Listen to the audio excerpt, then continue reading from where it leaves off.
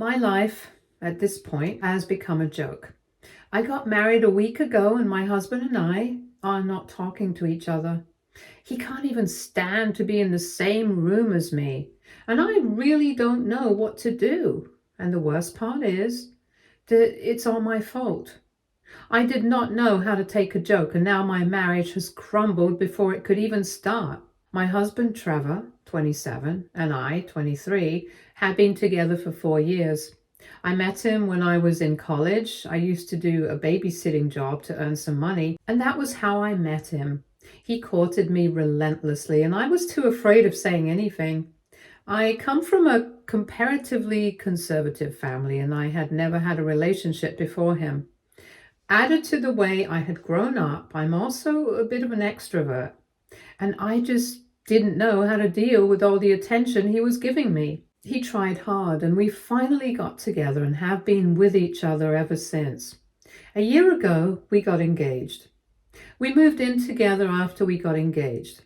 I was initially hesitant because I didn't want to live with a man before marriage. But when he convinced me that it was a smarter decision, I agreed. That way, I could focus on taking care of my share of the duties and he would work and provide financially.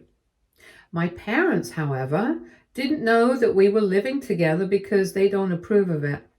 They would have forbidden me and called me back. So we have been living together for a year now, and life has been good for the most part. I worked at a daycare and looked after the house, and he went to work. He used to have long days, so most of the household chores were my responsibility, and I loved managing the house. I had a great life, and now I really don't know how, but somehow everything has come crashing down.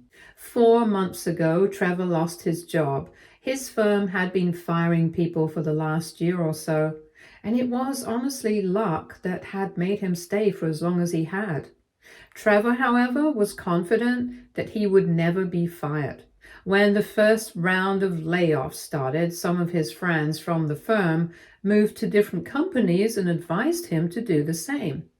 I had also asked him to change jobs, but then again, I don't know much about his field, so he didn't listen to me.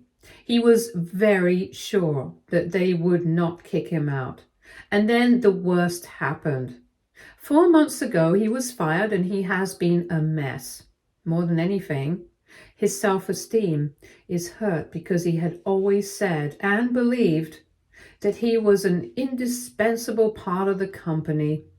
It has been a tough time for us since then because I work at a daycare for children, so the money isn't really much. Added to that, Trevor is almost always cranky and irritable and spends most of his time playing games and streaming. I don't want to disturb him during that time because I know that it really annoys him, and the last thing I want is to add to his troubles. He tells me he's looking for and applying to jobs, but all that I ever see him do on the system is play games. So I know for a fact that he hasn't even been really trying to get a new job. I know I shouldn't complain, and maybe I'm wrong, but he just doesn't seem to be putting in the effort. And since he has always wanted a traditional setup for the house and the family, something that I agree with as well, the household chores used to fall on me as well. I was very burned out these last 4 months because I had to budget everything to fit my income, which is frankly a fraction of what Trevor used to earn. I had been exhausted and I snapped at the worst possible moment. And now everything is in absolute shambles. Nobody in our families knew that Trevor had been out of a job for 4 months. Plus, all of them believe in the traditional division of duties in the house. The man brings in the money and the wife takes care of the house. So we tried to keep it a secret from everyone, and we succeeded. Whenever his parents came to visit us during the last 4 months, which wasn't much, but still around 2 to 3 times, we had managed to keep up pretenses. I used to beg him not to invite them over because I was also babysitting for people in the neighborhood to earn some extra money. And when his parents were over, the added responsibility of hosting used to really wear me out. But Trevor felt that we had to behave as normally as possible, or we would risk giving ourselves away. I know what he said made sense, but I used to be dead tired. I don't think there has been a single day since he got laid off that I have had a good night's rest. I was hoping and praying that he would get a job before either of us said something accidentally, and it was perfect for the entire time except the last day. I held out for so long, but somehow managed to ruin everything at the worst and last possible moment. On the day of the wedding, I blurted out the truth. I think I was part angry, even though I didn't mean to be, and I had majorly meant it as a joke, but I had never known that things would go so out of control. Once the wedding was done and we had exchanged our vows, the family sat down for dinner. We were talking to each other and laughing, and then Trevor got up to give his speech. It was a very sweet speech. He talked about how we met and how I perfectly complemented his life and was the kind of woman he was looking for. But then, in the speech, he made a few remarks about how I was financially dependent on him. And I don't know why, it just set something off in me. They weren't very problematic anyway. He just said things like, "I know her purses are going to bleed me dry," and "It's a good thing she's naturally pretty because she can't afford makeup anyway," and things like these. They were all in good fun, and everyone was having a good laugh at it. So I just chimed in laughingly and said that he should make his speech again in a couple of months when he gets another job. And suddenly the mood shifted. He stopped talking. Everyone was looking at me. My father-in-law asked me what I meant, but I tried to say that I was joking and laughed it off. But he kept on pestering me, as did my mother-in-law. I tried to resist telling them, but by that time the entire table had broken into chaos, and Trevor had to finally admit that he had been out of a job for a couple of months now. And that's why I said what I said. My father-in-law got up and started yelling, saying things like Trevor wasn't a man and that he was eating off of a woman and things like that. I tried to calm everyone down, but things had spiraled out of control by then and no one was willing to listen to me. His parents got mad and said that they would not accept a marriage in which the girl was the breadwinner, and that this union would only be acceptable to them when he got a job. There was a lot of yelling, and so many of us were trying to do damage control. I had to call in my bridesmaids to try and lighten things, but to no avail. It was a complete disaster. My in-laws just weren't willing to listen to anyone or anything that we had to say. I even told them I was lying and pulling his leg, but they refused to believe me. I didn't even have the courage to look at Trevor in the eye because what was supposed to be the best day of our lives was completely ruined because of me. There was a lot of screaming for a while, and then his parents stormed out of the wedding. The celebrations were obviously cut short, and Trevor and I had the biggest fight of our lives after that. I tried to say sorry, but he was fuming, and he still is. He just can't look at me, and I'm scared that I have spoiled everything. It has been a week and he still isn't talking to me. I've apologized countless times, but he isn't willing to listen at all. He says that because his parents are mad and they aren't accepting us, he will leave me. And a divorce is the biggest fear of my life. And he knows it. He knows that there is one thing I've always been scared of, and that is being divorced and having a failed marriage. I cannot afford to be like Ross from Friends, and now he's saying that there's absolutely no way out for us other than a divorce. I have begged and cried in front of him, but he isn't willing to listen. He told me that all of this is happening because I couldn't take a joke. And I know it's true, but the thing is that I was making a joke too. Moreover, what I said wasn't wrong, it was the truth. Why is he allowed to make jokes, but I'm not? It's just not fair to me. but nothing that I say is helping.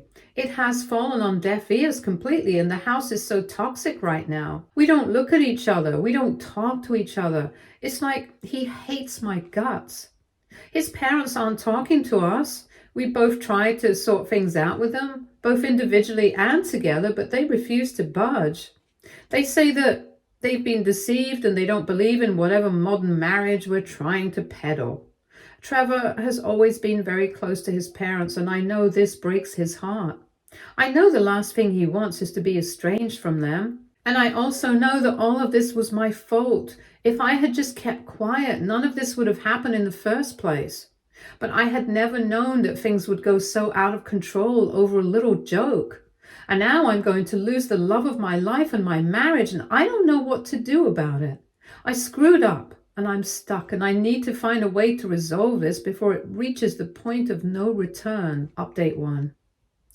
This is going to be a long update. I read the comments on my original post. I hadn't thought that so many of you would reply to it, but I'm glad you did. And I am glad that I posted, because your responses have opened my eyes and made me see the relationship through a lens that I had never looked at before. I had never known that my dynamic with Trevor was so messed up and problematic. To me, the way that I was and the way the relationship was normal. That was how I had seen my parents live all their lives, and that was my model relationship, so to say. When I met Trevor and we got together, that was the dynamic that was being replicated. And to me, that was normal. It was exactly how a relationship was supposed to be in my eyes. And now that I have read what you guys had to say, I can't help but wonder whether I've been living in a borderline abusive situation for the last few years. What I thought was perfect was actually problematic to the core. I haven't spoken to Trevor again, and he's still ignoring me. I think he's hoping that I cave or beg again. But the more time I spend recollecting moments from the entire relationship and the incident itself, the more I realize that I wasn't wrong, and Trevor is, for the lack of a better word, an A Redditor had asked me in the comment to break down our share of duties in the house and the financial responsibility that I had undertaken, and to see if it was equal or equivalent in any way.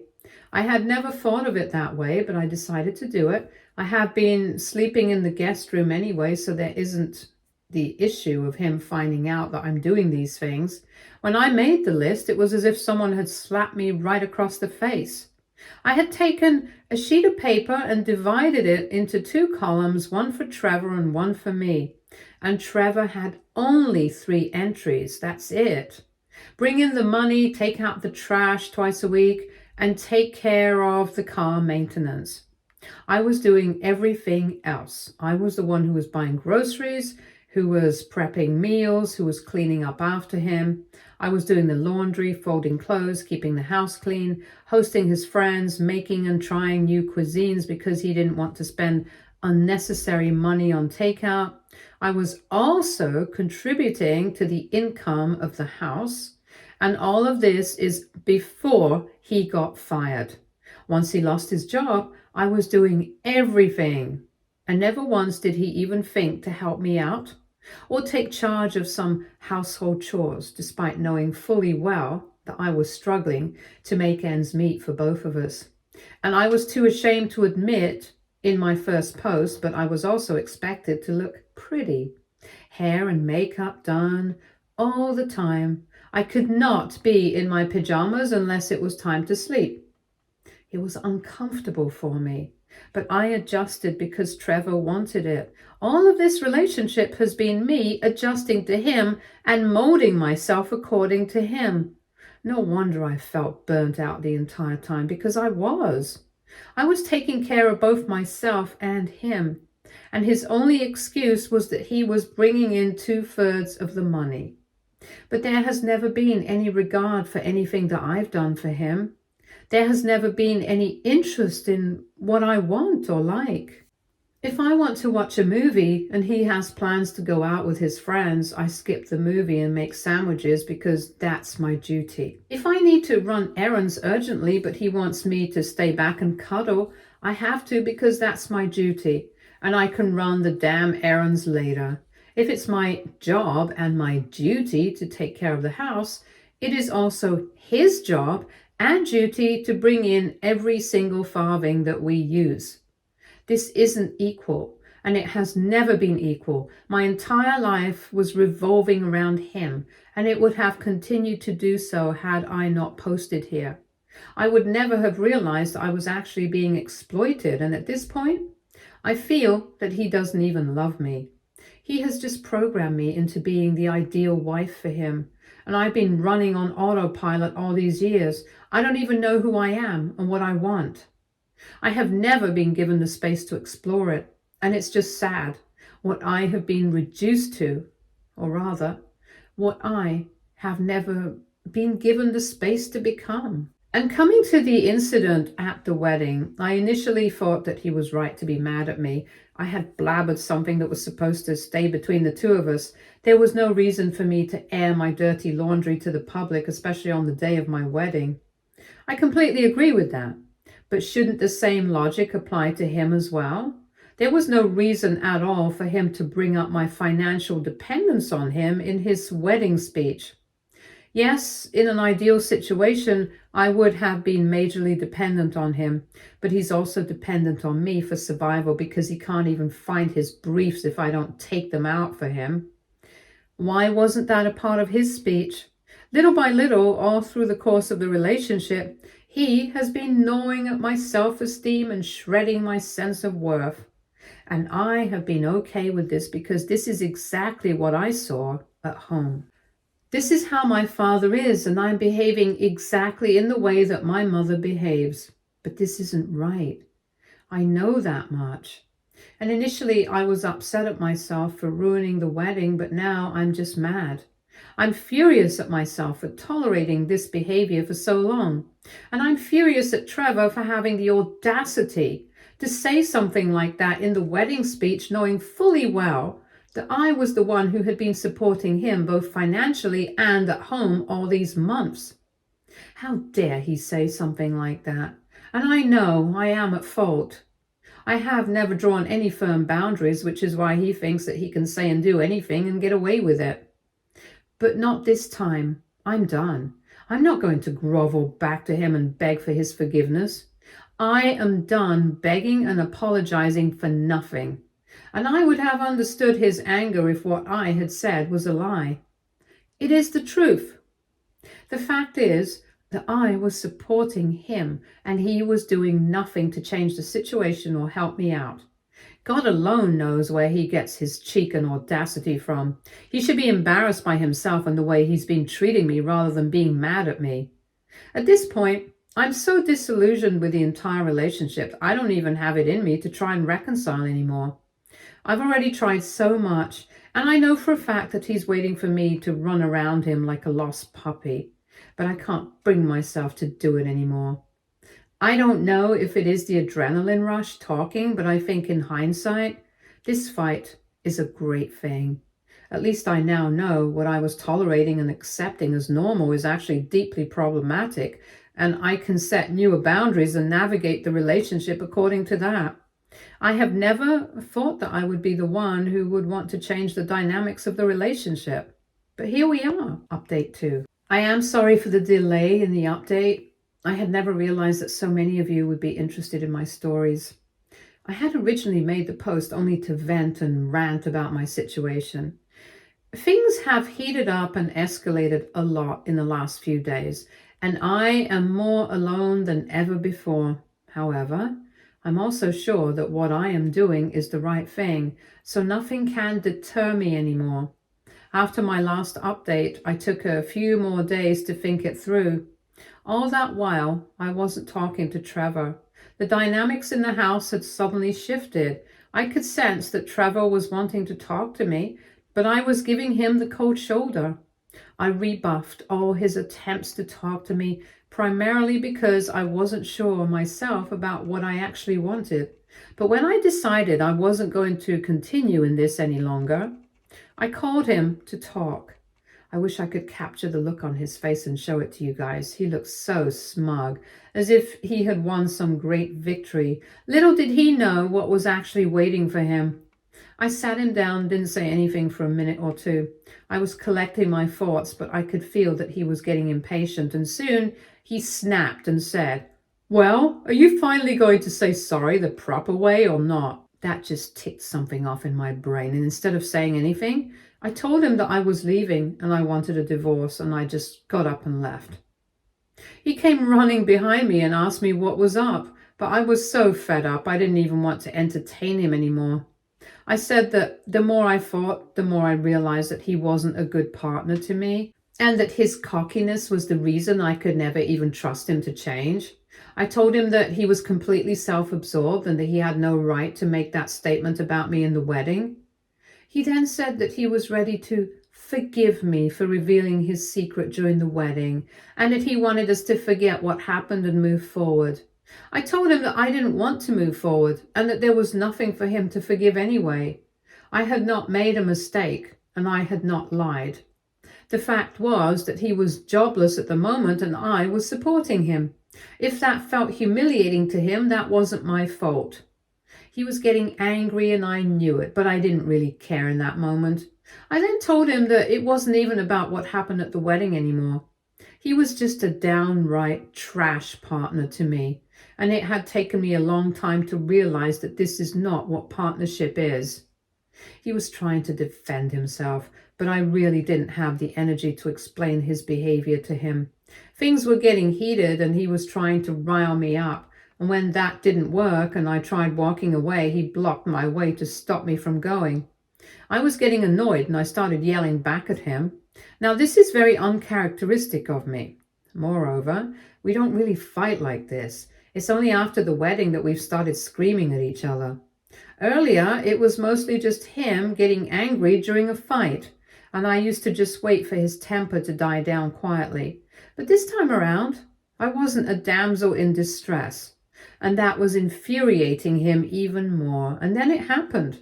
The thing that completely sealed the deal for me. Once that happened, both of us knew that there was no going back from this. He struck me. It happened mid-sentence. I was trying to make a point, and I just felt a cold, hard sensation against my cheek. The slap was so powerful that I stumbled a few steps. I just couldn't believe what he had done. It took me a couple of minutes to actually register what had happened, and all I could hear in the background was him repeating, I'm sorry, I'm sorry." He was in tears, but I was too shocked to say anything. I ran and locked myself in the bathroom and called the police.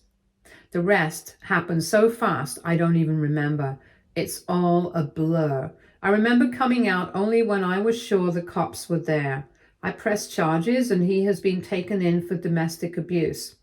He begged me not to do this and said that it was just one slap. And he even tried to convince the cops by saying, "You know how things are between lovers and couples." The cop looked like he would slap the shit out of Trevor.